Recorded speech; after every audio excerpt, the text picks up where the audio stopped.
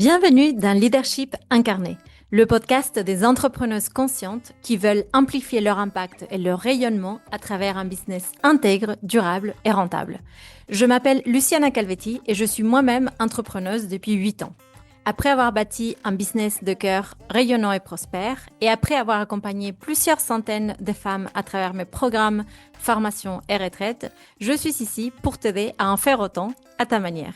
À travers ces épisodes, je vais t'inviter à élever ta posture, structurer ton ambition et incarner un leadership mature pour déployer ta contribution avec cœur et stratégie. Si tu es prête à vivre ton entrepreneuriat comme une voie sacrée de création et d'expression de ta lumière, tu es au bon endroit. Si vous avez déjà participé avec moi à une masterclass, un workshop, un atelier, vous savez qu'à la fin de chaque rencontre, j'adore demander une question. Une question pour fermer, une question pour savoir qu'est-ce que les personnes qui ont participé retirent de cette expérience. Et hier, j'étais en train d'accompagner les entrepreneuses avancées qui veulent passer un cap dans leur activité, dans mon programme Leader Souveraine. Et je leur ai demandé un mot pour fermer notre rencontre. Et elles ont absolument toutes dit le mot clarté. Clarté, et c'est de ça dont on va parler aujourd'hui. Et je vais vous expliquer après quel était le sujet de ce module qu'on a vu ensemble. Mais le mot qui est ressorti est clarté. Et je pense vraiment que la clarté, c'est quelque chose qui est précieux dans notre activité et que quand elle manque, cette clarté, on a beaucoup de mal justement à avancer avec confiance, à avancer avec direction. Aujourd'hui, on va parler du coup d'un manque de clarté que je vois énormément revenir chez les femmes entrepreneuses que j'accompagne, mais surtout celles qui participent à mes masterclass et que j'interroge souvent à travers des enquêtes, comme vous savez. Et on va parler d'un type de clarté assez spécifique qui se manifeste notamment, j'ai remarqué 3 façons dont ce manque de clarté se manifeste. Le premier manque de clarté concerne la direction.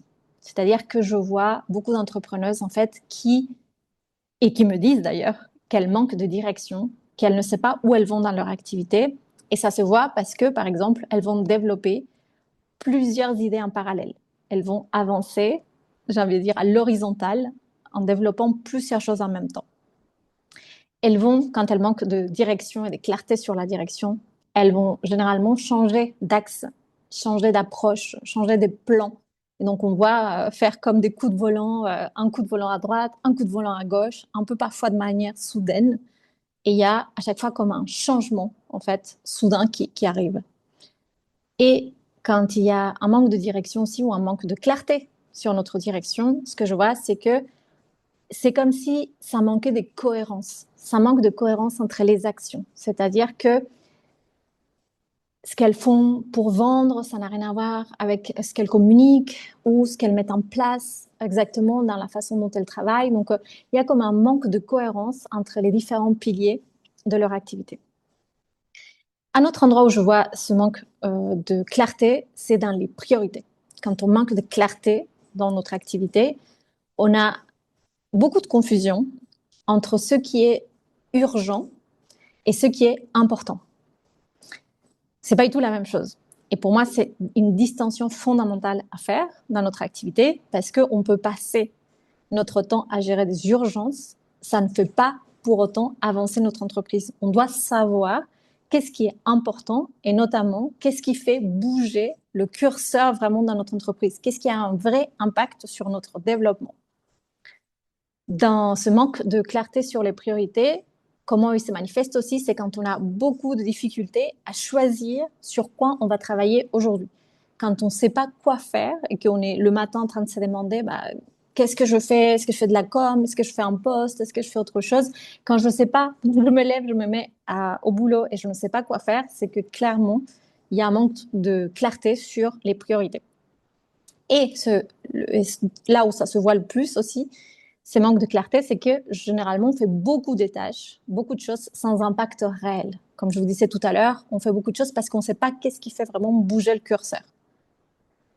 Et enfin, une troisième façon dont on voit aussi ce manque de clarté, ça revient un petit peu à ce que j'ai dit tout à l'heure, c'est-à-dire dans la cohérence dans les actions. C'est-à-dire qu'il n'y a pas de cohérence, il n'y a pas de relation entre ce que je suis en train de communiquer sur mes réseaux sociaux et ce que je suis en train de vendre, par exemple. Ou il n'y a pas de cohérence entre le contenu que je fais sur mon Instagram, les mails que j'envoie, le contenu que je fais sur une autre plateforme. Ou alors, quand on ne sait pas quel est le call to action, quand on ne sait pas quelle est l'action qui arrive juste après une communication, c'est comme s'il manquait un lien, une cohérence, une interrelation dans les différentes actions que l'on fait. Est-ce que ça vous parle déjà? Pour celles que ça parle, pour celles qui ressentent ce manque de clarté, pour moi, ici, ce qu'il faut comprendre, c'est que ce que l'on identifie comme un manque, un problème de clarté, en fait, c'est clairement un problème de stratégie. Et ça y est, j'ai dit le mot stratégie, qui est un mot qui parfois est super, on va dire, mal interprété ou jugé négativement, notamment quand on est des entrepreneuses conscientes, quand on est dans le domaine de la spiritualité, de l'accompagnement, quand on est dans quelque chose de très humain, quand on a des valeurs fortes. La stratégie, généralement, est considérée comme quelque chose de, on va dire, négatif, froid, calculateur, éloigné de nos valeurs, éloigné du cœur, complètement mental, etc. Pourtant, pour moi, la stratégie, c'est exactement ce qui nous donne de la clarté.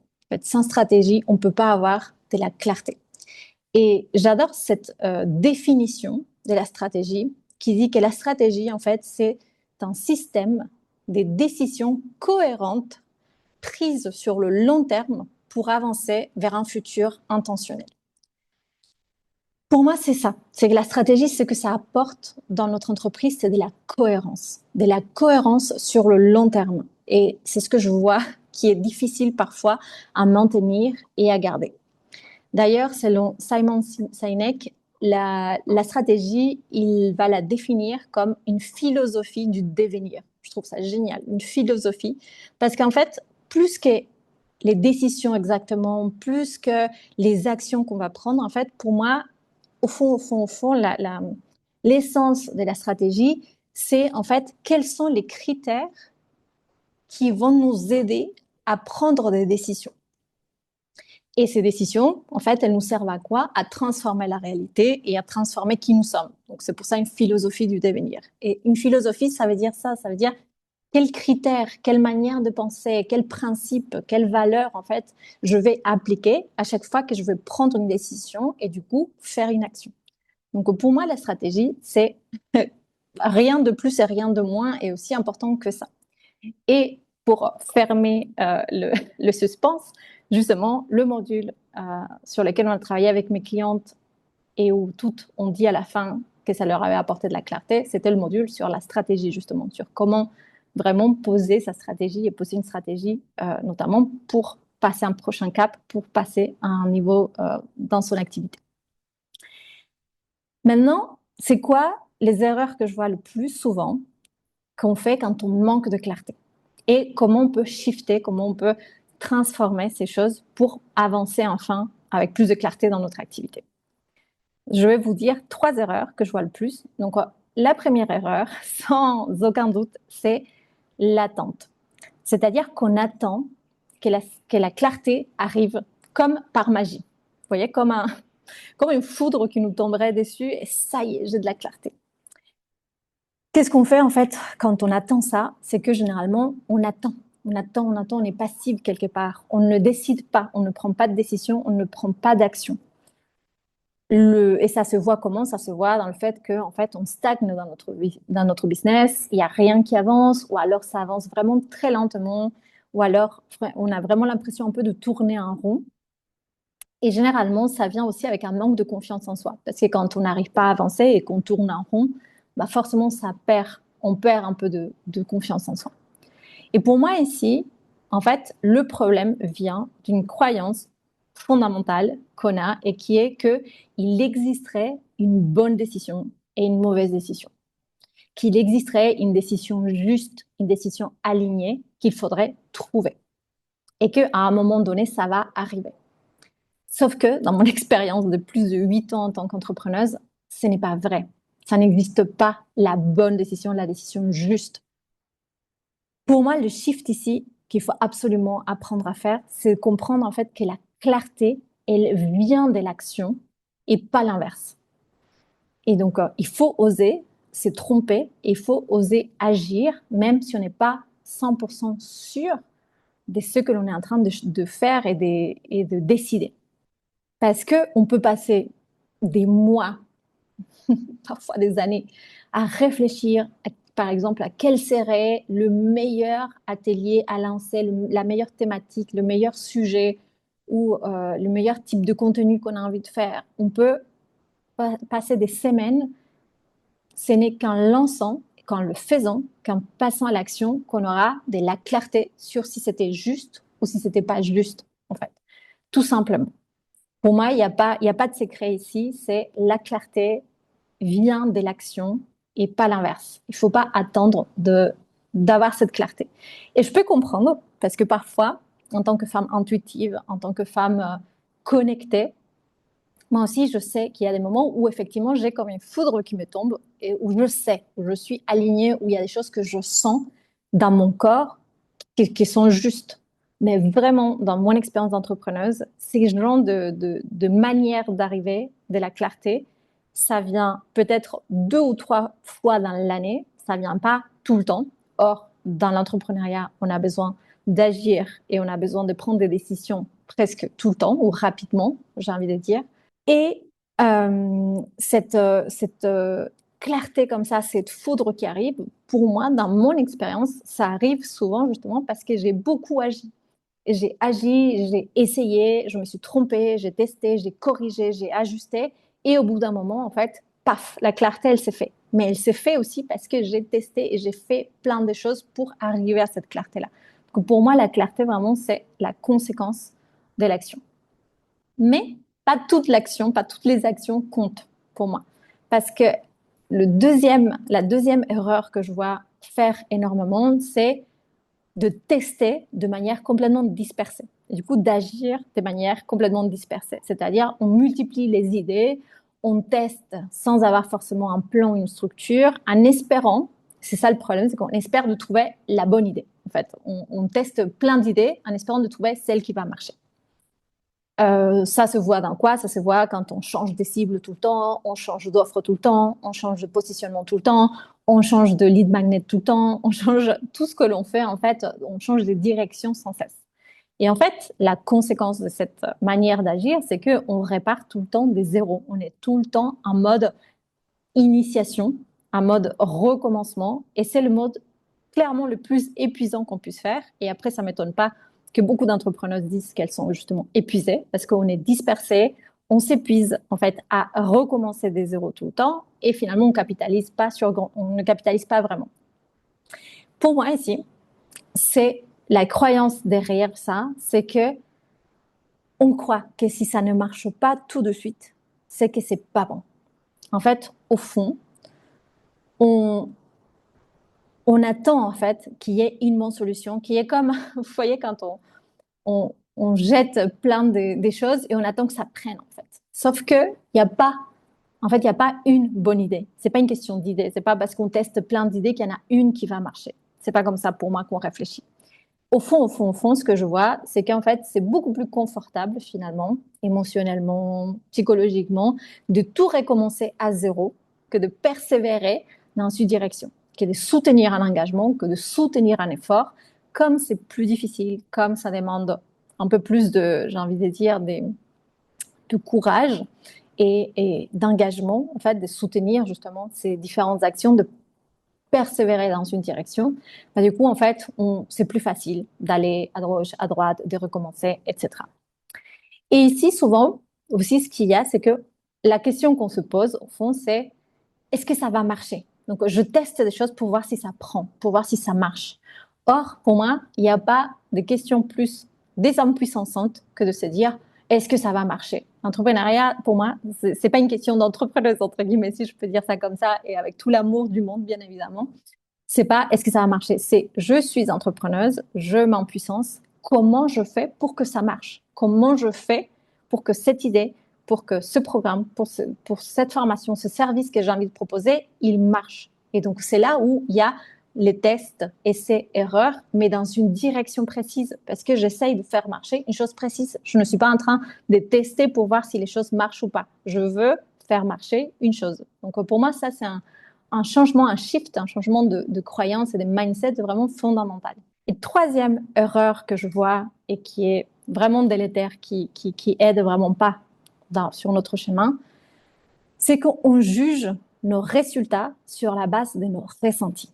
En fait, on se fie malheureusement à, alors j'analyse, j'interprète, en fait, j'interprète mes résultats avec mes ressentis, avec mes impressions, avec voilà ce que je vois, avec mes sentiments. Sauf que il y a pas, c'est pas forcément une bonne manière de juger les choses parce que mes ressentis, ça dépend de mon humeur du jour, ça dépend de si je suis fatiguée ou si je suis pas fatiguée, si j'ai confiance en ce moment ou si je suis plutôt parce que je me suis disputée avec une amie, je me sens un peu mal.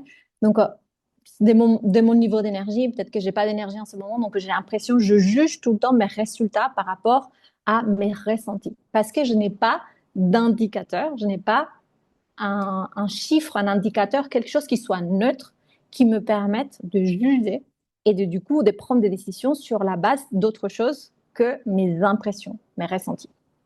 Et le grand problème avec ça, c'est qu'en fait, on perd complètement la maîtrise de notre business parce qu'on n'a pas de marge de manœuvre. On ne sait pas comment changer une situation si on ne sait pas ce qui l'a provoqué. Et si je pense qu'en fait, je n'ai pas réussi mon lancement parce que je ne suis pas assez magnétique ou parce que je n'ai pas encore assez libéré ma puissance ou j'en sais rien, des trucs très, vous voyez, très émotionnels, très énergétiques et que je n'ai pas vraiment de solide derrière, bah, en fait, je n'ai pas moyen, ou alors je vais faire, comme je vous disais dans un épisode précédent, je fais un mauvais diagnostic et je pense que c'est parce que je n'ai pas assez de magnétisme et du coup, je me mets à essayer d'être plus magnétique alors que c'est simplement à cause d'autres choses que je pourrais mesurer, sur lesquelles je pourrais avoir un, euh, un indicateur concret.